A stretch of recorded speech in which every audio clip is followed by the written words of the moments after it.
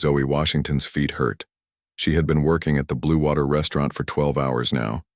The fancy restaurant with its blue walls and crystal lights was busy tonight. Zoe moved between tables with a tray balanced on one hand. She was good at her job even when she was tired. "Order for table 7, called the chef. Zoe nodded and picked up 2 plates of steak. She needed this job. Her rent was due next week and her student loans weren't going to pay themselves. At 24, she had hoped to be running her own dance studio by now.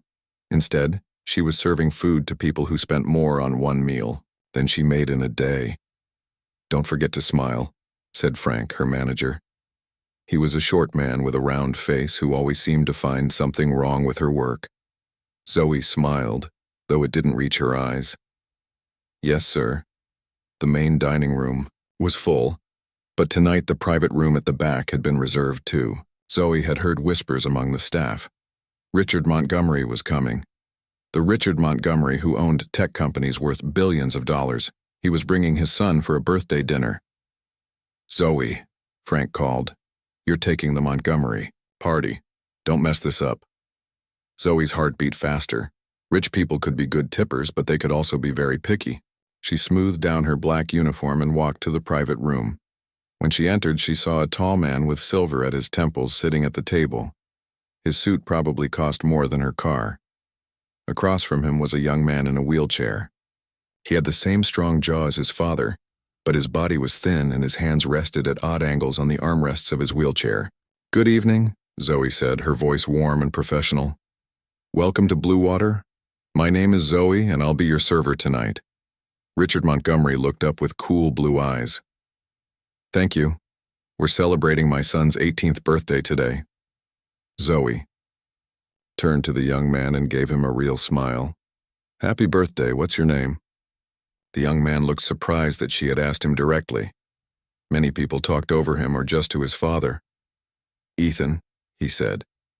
His voice was clear, but came out slowly, with effort behind each word. "Thank you."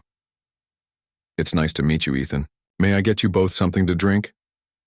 As Zoe took their orders and brought drinks, she noticed how Ethan's eyes followed the movement in the restaurant. When she brought their appetizers, a small band started to set up in the corner of the main dining room. The private room had its door open, so the music would be easy to hear. "Will there be dancing?" Ethan asked, his eyes lighting up as he watched the band. Richard shook his head. "Not tonight, son.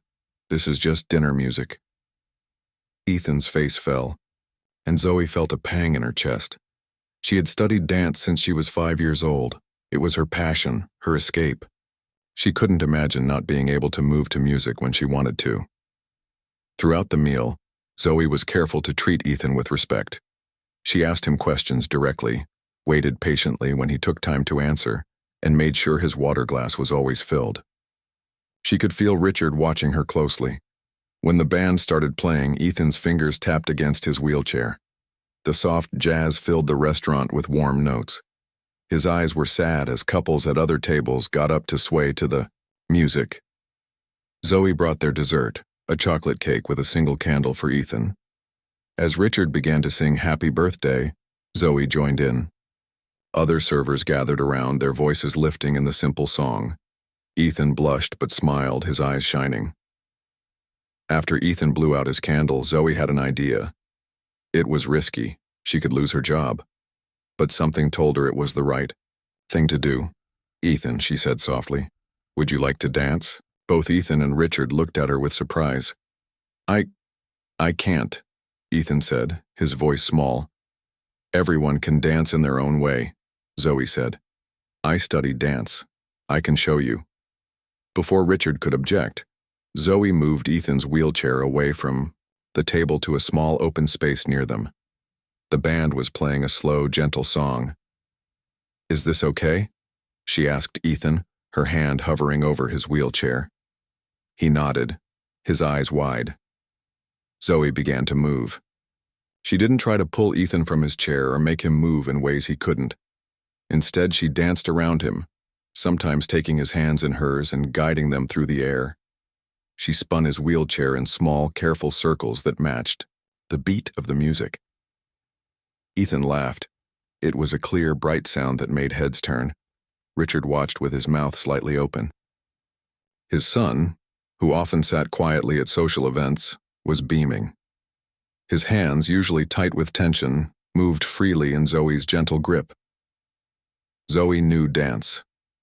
She had performed on stages since she was a child, but this simple dance with Ethan felt more important than any performance she had ever given. She moved with grace, including Ethan in every step, making his wheelchair part of their dance rather than something that held him back. Other diners had stopped eating to watch. The band, seeing what was happening, extended the song. In that moment, no one saw the rich man's son in a wheelchair. They saw two people sharing the joy of music and movement. When the song ended, people clapped. Ethan's face was flushed with happiness. Zoe quickly returned him to the table, suddenly aware that she had stepped far outside her role as a server. "I'm sorry if that was out of line," she said to Richard, her heart pounding. Frank was going to fire her for sure. Richard looked at his son, who was still smiling. Then he looked at Zoe with new interest. "No apology needed," he said quietly. That was exactly what this evening needed. Zoe nodded and stepped back into her professional role. "Can I get you anything else tonight?" They didn't need anything more, so Zoe brought their check. Richard handed her his credit card without looking at the bill. When she returned with the receipt, he signed it and stood up. "Thank you for making my son's birthday special," he said. His voice was formal, but his eyes were softer than before. "It was my pleasure," Zoe said. "Happy birthday again, Ethan." Ethan smiled at her. "Thank you for the dance." After they left, Zoe cleared their table with shaking hands. The tip Richard had left was generous, but not unusual for a wealthy patron. She thought that would be the end of it. A nice moment, a good tip, and life would go on as before. She didn't notice that Richard had left his business card under his plate. She didn't see Frank pick it up with wide eyes. And she couldn't have known that Richard Montgomery had made a phone call from his car, his voice firm as he said, "Find out everything you can about that waitress, the one who danced with Ethan." Zoe finished her shift at midnight, her feet aching. As she walked to the bus stop, she thought about Ethan's smile when they danced. It had felt good to share her love of dance with someone who needed it. Tomorrow would be another long day of serving food and saving tips, another day of putting her own dreams on hold. But for now, in the quiet night, she allowed herself to feel proud of the small moment of joy she had created. She didn't know that her life was about to change forever. Zoe woke up to the loud buzz of her alarm clock. It was only 6 in the morning, but she had the early shift at Blue Water Restaurant. She rubbed her eyes and got out of bed, her muscles sore from yesterday's long hours. The small apartment she shared with her roommate Lisa was quiet. Lisa worked nights at the hospital and would be sleeping until noon. After a quick shower, Zoe dressed in her black work uniform. She made a simple breakfast of toast and coffee, then grabbed her dance bag. She always kept it with her, hoping to catch an hour at the community center between shifts. The bus was crowded with morning workers. Zoe held onto a pole and thought about the dance with Ethan last night. His joy had been real. It made her remember why she loved dance in the first place, the way it could bring happiness to anyone, even for just a moment. When Zoe arrived at Blue Water, something felt different. The other servers looked at her strangely. Some smiled. Others whispered. Her friend Darnell walked up to her as she put her things in her locker. "Girl, what did you do last night?" he asked, his eyes wide. "What do you mean?" Zoe tied her apron. "Frank wants to see you in his office. Right now. And he doesn't look mad, which is scary." Zoe's stomach dropped. Maybe she was in trouble for dancing with Ethan after all. "Thanks for the warning," she said. She walked to Frank's small office at the back of the restaurant. The door was open, and Frank was sitting at his desk looking at a paper. "You wanted to see me?" Zoe asked. Frank looked up. His face was serious, but not angry. "Close the door and sit down." Zoe did as she was told. Her heart beat fast. Was she going to lose her job? "Do you know who you served last night?" Frank asked. Richard Montgomery and his son, Zoe said. It was the son's birthday. Frank nodded. Richard Montgomery is one of the richest men in the country. He owns half the tech companies in this city. And he left this for you. Frank held up a business card. It was white with simple black letters. Richard Montgomery, CEO. On the back was a handwritten note. Please call. Important opportunity to discuss. Zoe stared at the card. I don't understand. Neither do I, said Frank. But when a man like Richard Montgomery leaves his personal card, you call. He also left this. Frank handed her an envelope. Zoe opened it. Inside was a check made out to her for $5,000. The memo line said simply, for the dance. $5,000? Zoe whispered. It was more than 2 months of her salary. Whatever you did, it impressed him, Frank said. Now call him, use my phone. And Zoe? If this turns into a job offer, remember who gave you the chance to work? Here. With shaking hands, Zoe dialed the number on the card. A woman answered on the second ring. Mr. Montgomery's office. Hello. This is Zoe Washington. Mr. Montgomery asked me to call. Ah, Ms. Washington. Yes, Mr. Montgomery is expecting your call. One moment, please. There was a click, and then a deep voice came on the line. Ms. Washington, thank you for calling. Mr. Montgomery, Zoe said, trying to sound professional. Thank you for the check, but I can't accept it. I was just doing my job. Dancing with my son was not part of your job, Richard said. His voice was calm and direct. But it made a difference to him. Ethan talked about you all the way home. He hasn't been that excited in years. Zoe didn't know what to say. I'd like to meet with you, Richard continued, to discuss a possible opportunity. Are you available this afternoon? Zoe looked at Frank, who was listening to every word. He nodded quickly. Yes, I could be available, Zoe said. Excellent. My driver will pick you up at the restaurant at 2 o'clock. Is that acceptable? Yes, sir, Zoe said. Good, I look forward to our meeting. Goodbye, Ms. Washington. The line went dead. Zoe handed the phone back to Frank. Well, he asked. He wants to meet with me this afternoon. His driver is coming at 2. Frank smiled. It was the first real smile Zoe had ever seen from him. You have the day off, with pay. Go home and get ready. Wear something nice. Zoe left the restaurant in a daze.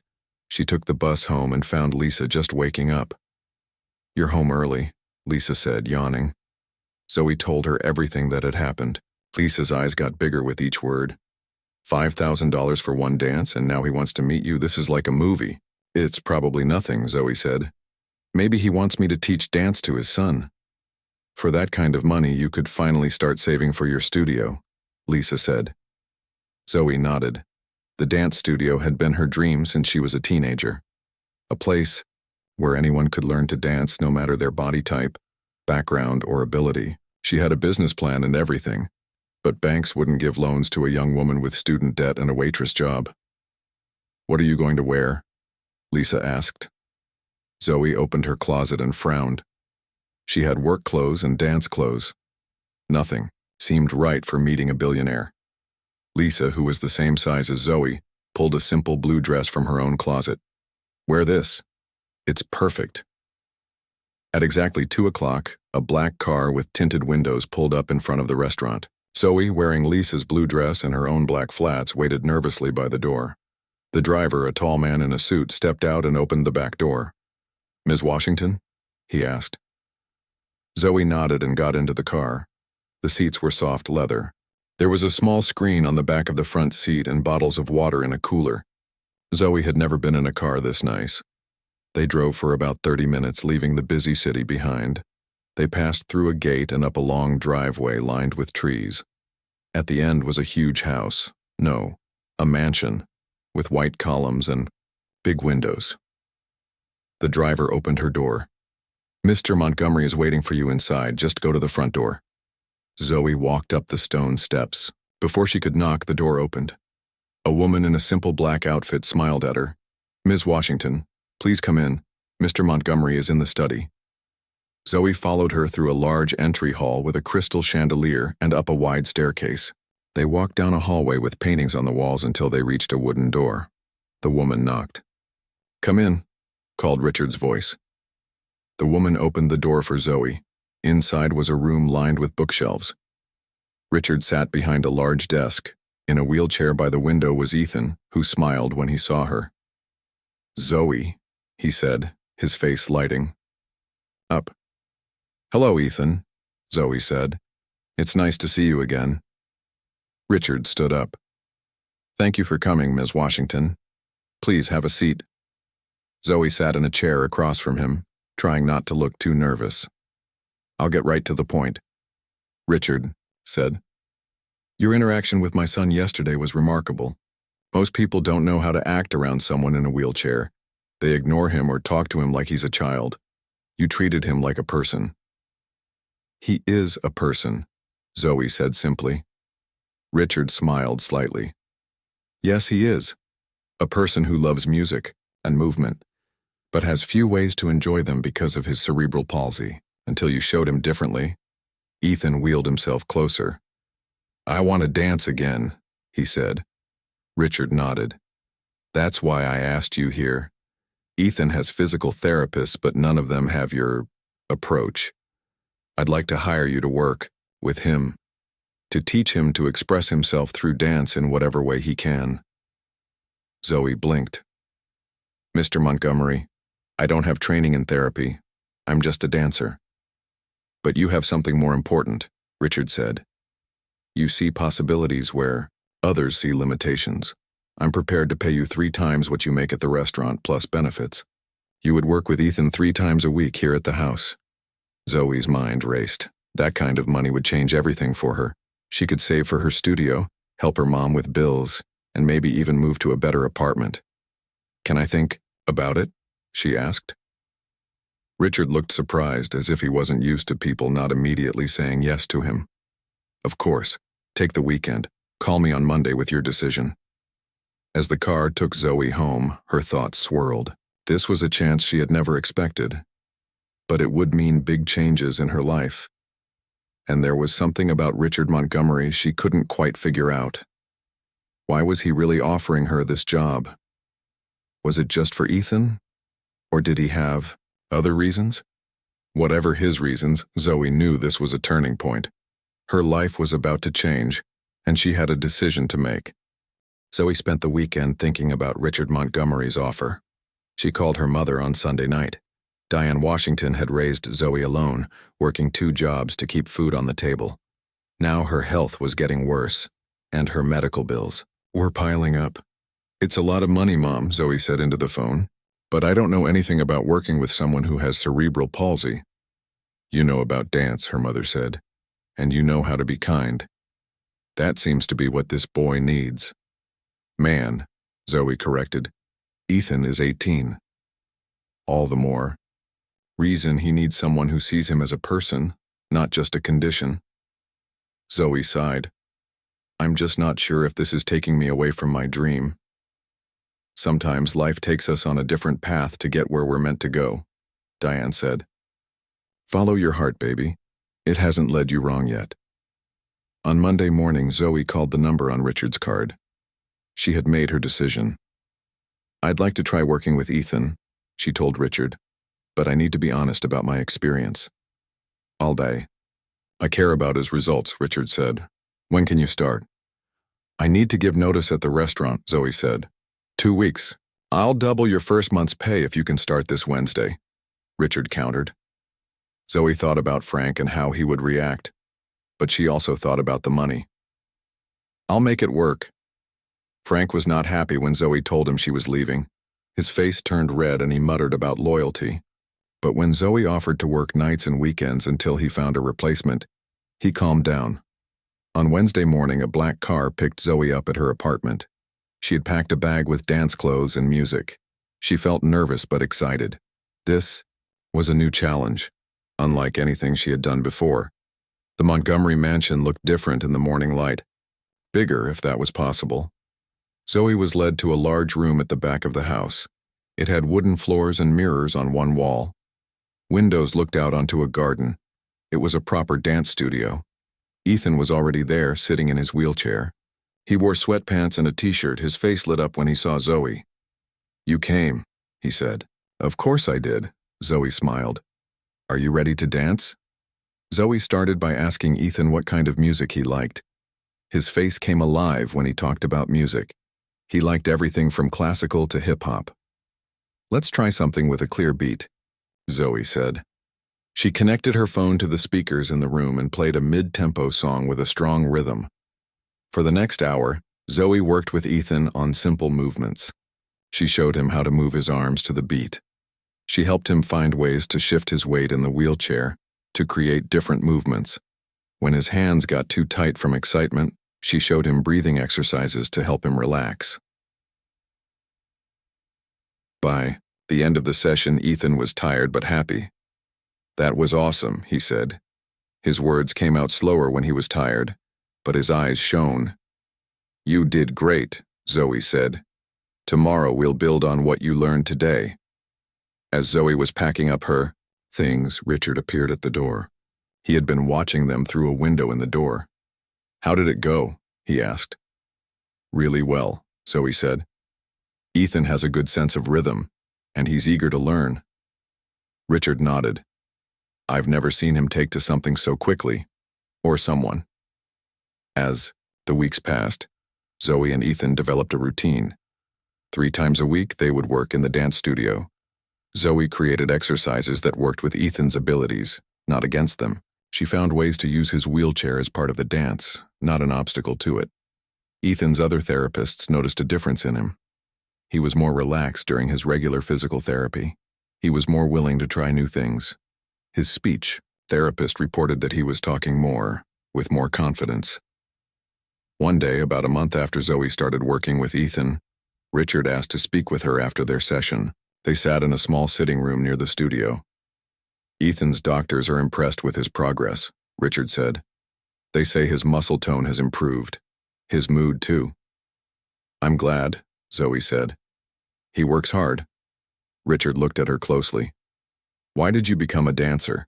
The question surprised Zoe. "I've always loved it. Even as a little girl, I couldn't sit still when music played. My mom found a free community program, and that's where I started learning." "And now? What are your goals?" Zoe hesitated. Should she tell him about her dream? Would it make him think she wasn't committed to working with Ethan? "It's okay to be honest," Richard said. "I prefer it, actually." "I want to open my own studio someday," Zoe said. "A place where anyone can learn to dance, no matter their background or abilities. Dance changed my life. I want to share that with others." Richard nodded slowly. "That's a good dream. How close are you to making it happen?" Zoe laughed softly. "Not very. I have a business plan, but no one will give me a loan. I was saving from my waitress job, but that would have taken years. And now? Now I'm making better money, so I'm saving faster. I'm also learning a lot from working with Ethan. Things I can use when I teach others with different abilities." Richard seemed satisfied with her answer. "Ethan has a recital at his school next month. The students each share a talent or skill. He wants to dance with you." Zoe's eyes widened. "In front of people? Is he ready for that?" "That's what I'm asking you." Zoe thought about how far Ethan had come. He could now move parts of his body in time with music. He had learned to use his wheelchair to spin and move across the floor. Most importantly, he had gained confidence. "Yes," she said. "He's ready. We'll need to practice a specific routine, but he can do it." "Good. I'll tell him you agreed." For the next few weeks, Zoe and Ethan worked on a special dance routine. They chose a song that built slowly, allowing Ethan to start with simple movements and add more as the music grew stronger. Zoe would dance with him, but she made sure that Ethan was the focus. Richard often watched their rehearsals. Zoe noticed that he seemed different when he watched Ethan dance. The hard lines in his face softened. Sometimes he even smiled. One day after practice, Ethan was tired and went to rest. Richard stayed behind. "You've changed him," he said to Zoe. "Dance has changed him," Zoe corrected. I just showed him how to find it in himself. Richard shook his head. It's more than that. Before you came, Ethan rarely smiled. He was retreating into himself. The therapists were worried about depression. Zoe hadn't known that. He seems happy now. He is. And not just during dance. He talks about you all the time, about how you treat him like a regular person, how you challenge him but never make him feel like he's failing. Zoe felt her face grow warm at the praise. I haven't seen my son this alive since before his mother died, Richard said quietly. This was the first time he had mentioned Ethan's mother. Zoe had wondered but never asked. When did she pass away? Zoe asked gently. When Ethan was 10. Cancer. Richard's voice was flat, as if he was pushing emotion away. She was the one who knew how to connect with him. After she died, I tried, but I never knew if I was doing it right. You're a good father, Zoe said. You found help for him when he needed it. Richard looked at her with surprise. Most people are too intimidated to speak to me that directly. I'm not most people, Zoe said. No, Richard agreed. You're not. There was a moment of silence between them. Not uncomfortable, but full of something Zoe couldn't name. The recital is next Friday, Richard said finally. A car will pick you up at 5. Ethan wants to practice one more time before we go. We'll be ready, Zoe promised. As she rode home that evening, Zoe thought about how much her life had changed in just a few weeks. She was saving money faster than she ever had before. She was using her dance skills to help someone in a meaningful way. And she was getting to know the Montgomery family. Not just as wealthy people, but as real people with struggles and hopes like anyone else. The recital would be a big moment for Ethan. Zoe was determined to make sure he succeeded. But a small voice in her mind wondered what would happen after.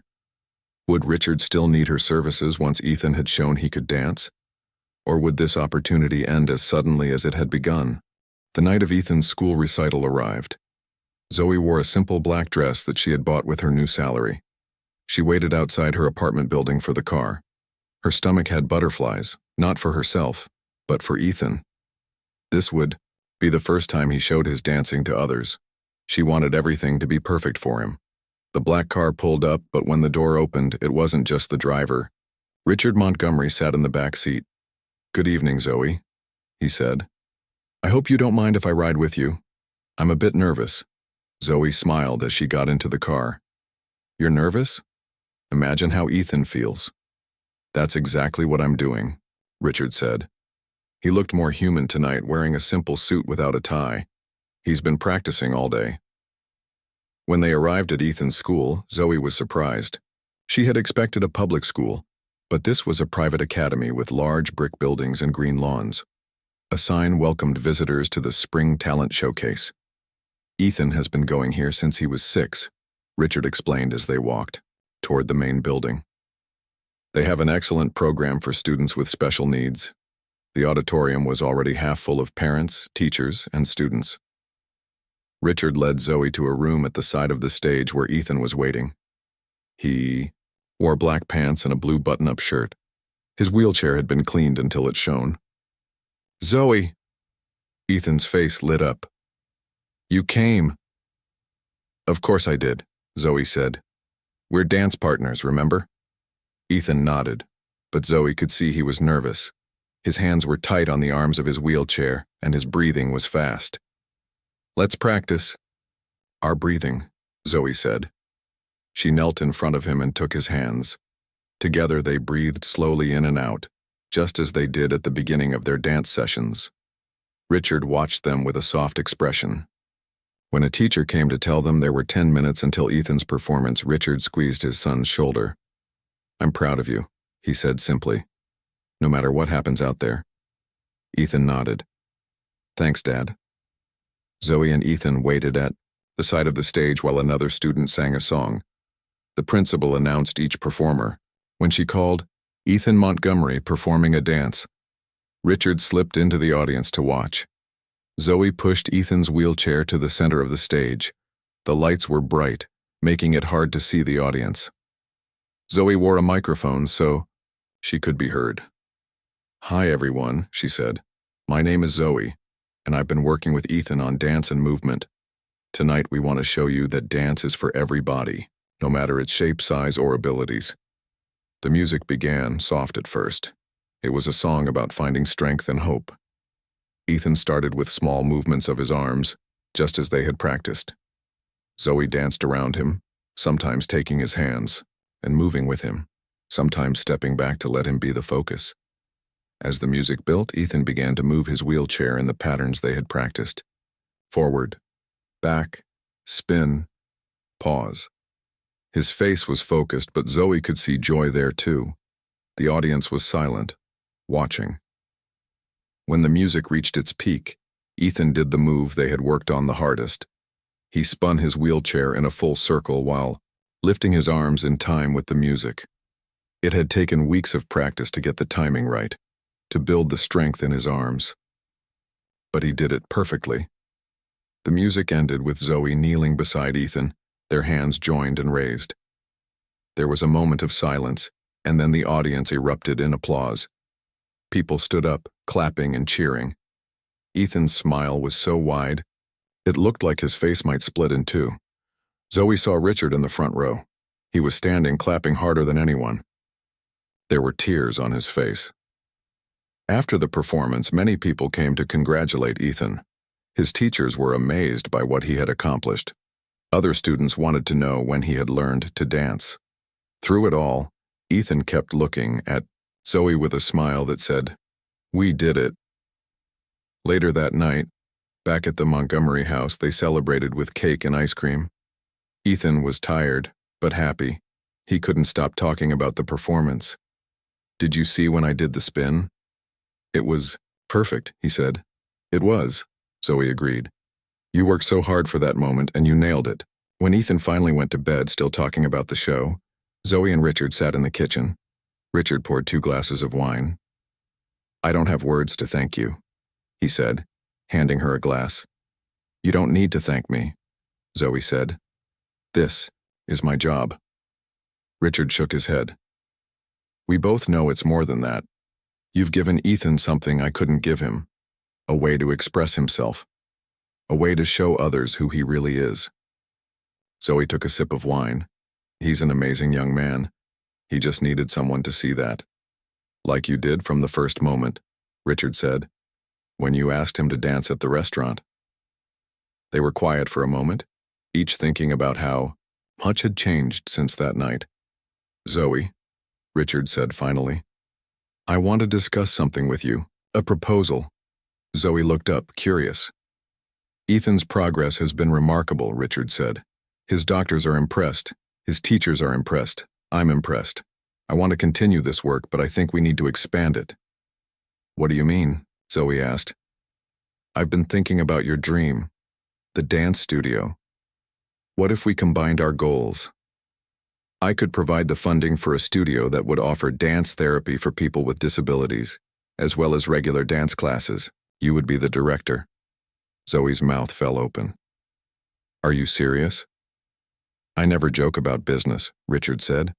"I've had my lawyers draft a proposal. You would own 51% of the business. I would be a silent partner. The studio would be yours to run as you see fit, with one condition. Ethan would continue to receive private lessons from you." Zoe's mind raced. Her own studio, the dream she had been saving for, suddenly within reach. She could create programs for people like Ethan and also teach regular dance classes. She could hire other teachers, maybe even provide scholarships for kids who couldn't afford lessons. "This is a lot to take in," Zoe said. "Of course," Richard nodded.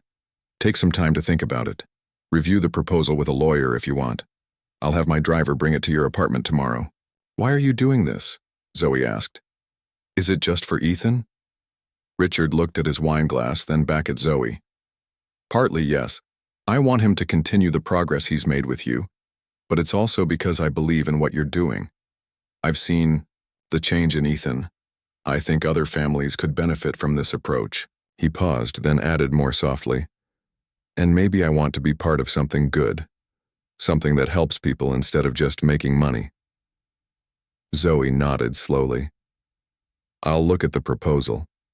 But I need you to know that if I do this, it has to be real. A real partnership. I won't be a figurehead in a charity project.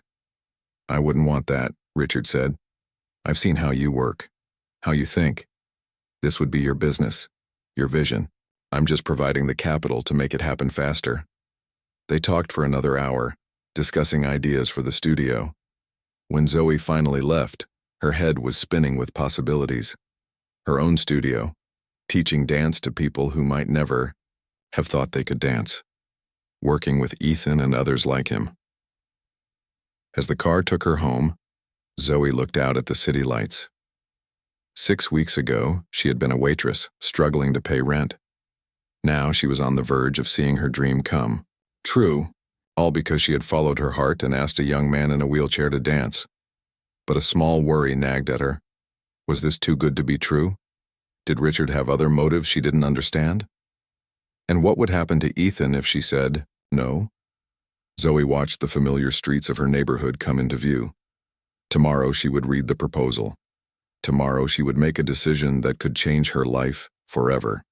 The next morning, a package arrived at Zoe's apartment. Inside was a thick document with the title, Rhythm Bridge Dance Studio, Business Proposal. There was also a note from Richard. Take your time. This decision is important. Zoe spent the day reading the proposal. It was just as Richard had described. She would own 51% of the business. Richard would provide all the startup money. There would be a board of directors, but Zoe would be the executive director with final say on all programs. Zoe called her mother and told her about the offer. Baby, this is your dream, Diane said. But make sure you understand what you're getting into. Rich people sometimes think they can buy anything they want. Richard's not like that, Zoe said. At least I don't think he is. He really cares about Ethan. And what about you? Does he care about you? Zoe was quiet for a moment. I don't know, she said finally. Sometimes I think he might.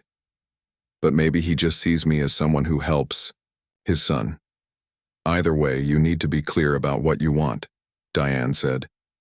This is your life, your dream. Zoe also called her friend Darnell, who was studying business in college. He looked over the proposal for her. This is legit, he said. Better than legit. It's a dream deal. You should sign it before he changes his mind. But Zoe still wasn't sure. She had worked so hard for her dreams.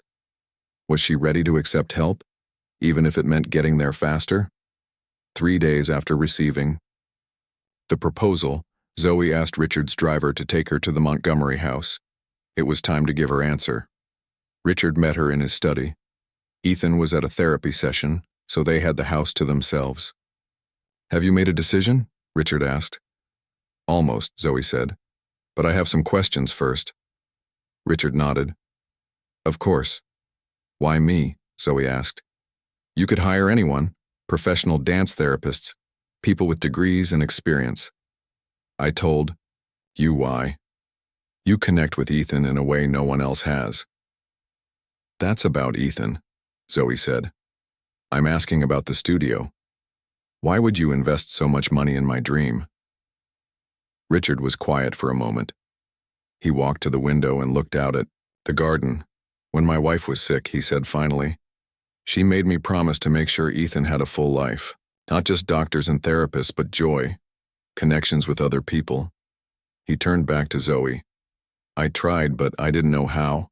I focused on making more money, thinking I could buy him the best care, but that's not what he needed. He sat down, across from Zoe. When I saw you dance with him that night, I realized what I had been missing. You gave him something I couldn't, a way to express himself, a way to connect with others. That still doesn't explain the studio, Zoe said. Doesn't it? Richard asked. You have a gift, Zoe, not just for dance, but for seeing people, really seeing them. I think there are many others like Ethan who could benefit from that gift. He leaned forward. And selfishly, I want to be part of something good, something that matters. I've made billions of dollars building tech companies. But what has it really changed? This, what you want to do, this could change lives. Zoe believed him. She could see the sincerity in his eyes, but there was still something holding her back. I need to know one more thing, she said. Is there more to this? More to why you're doing this? Richard looked confused. What do you mean? I mean, Zoe took a deep breath. Are you interested in me as more than just Ethan's teacher? Is that part of why you're offering this? Richard's face showed surprise, then understanding. Ah, I see. He shook his head. No, Zoe, that's not why. You're a remarkable young woman and I admire you greatly. But this offer is about Ethan and about your dream. Nothing more. Relief washed over Zoe, not because she didn't like Richard. She did more than she wanted to admit, but because she needed to know the studio was really hers, not a way for him to keep her close. In that case, Zoe said, I accept your offer, with one condition of my own. What's that? I want to create a scholarship program as part of the studio, for kids who can't afford lessons. Kids like I was. Richard smiled. That was already in my mind. We'll make it part of the official proposal. They shook hands, and just like that, Zoe's dream began to take shape. The next 6 months were a whirlwind. Zoe and Richard found a perfect building for the studio, an old warehouse with high ceilings and big windows. Contractors transformed it into a beautiful space with 3 separate dance rooms, offices, and a welcoming lobby. Zoe continued to work with Ethan while planning programs for the new studio. She hired 3 other dance teachers, including one who specialized in working with children with autism. She created a scholarship program named after her mother, who cried when Zoe told her. Richard was true to his word. He provided the money but let Zoe make the decisions. Sometimes he offered advice, but he always made it clear that the final choice was hers. On the day before the grand opening of Rhythm Bridge Dance Studio, Zoe stood in the main dance room. Mirrors lined one wall. Bars ran along another. The wooden floor gleamed in the afternoon sunlight. Her name was on the door as executive director. It still didn't seem real. Richard and Ethan came to see the finished studio that evening. Ethan wheeled himself around the space, exclaiming over every detail. This is awesome, Zoe, he said. When do I get to help teach? Zoe laughed. We talked about this. You need to finish high school first, but you can be our first student ambassador. You can show other kids that dance is for everyone. Ethan nodded eagerly. I can do that. While Ethan explored the other rooms, Richard stood with Zoe in the main studio. Are you ready for tomorrow? He asked. As ready as I'll ever be, Zoe said. We already have 20 students signed up for the first week of classes. 8 of them are on scholarships. You've done an amazing job, Richard said. This place is exactly what you described that night in my kitchen, a place where anyone can learn to dance. Zoe nodded, emotion making it hard to speak. Finally, she said, Thank you for believing in me, for making this possible. You made it possible, Richard said. I just provided the resources. They were quiet for a moment, standing in the space that was the physical manifestation of Zoe's dream. Then Richard said softly, I have a confession to make. Zoe looked at him, curious. When you asked if I was interested in you as more than Ethan's teacher, I wasn't entirely honest. Zoe's heart beat faster. The truth is, Richard continued, I do admire you, not just for what you've done for Ethan, but for who you are, your determination, your kindness, your vision. He looked at her directly. But I didn't want that to be part of your decision about the studio. I wanted that to be purely about your dream. And now? Zoe asked, her voice barely above a whisper. Now the studio is yours. It's real. It's happening. And I find myself hoping that perhaps when the dust settles, you might consider having dinner with me, not as Ethan's father or your business partner, just as a man who would like to know. You better, Zoe smiled. I think I'd like that. Before either of them could say more, Ethan called from the other room. Dad, Zoe, come see this view from the office. They walked together to join him, their hands briefly touching as they went. Day. Next day, Rhythm Bridge Dance Studio opened its doors. The first class was for children with various physical disabilities. As Zoe watched them discover the joy of movement, each in their own way, she knew this was exactly where she was meant to be. In the back of the room, Richard and Ethan watched too. Ethan with excitement, already planning to help with the next class. Richard with a look of pride and something more, a look that said this was just the beginning of their story. 6 months ago, Zoe had been a waitress with a dream that seemed impossible. Now she was standing in that dream made real, surrounded by children discovering the joy of dance, with a future full of possibilities ahead. All because one night, she had asked a young man in a wheelchair to dance, and his father had been watching.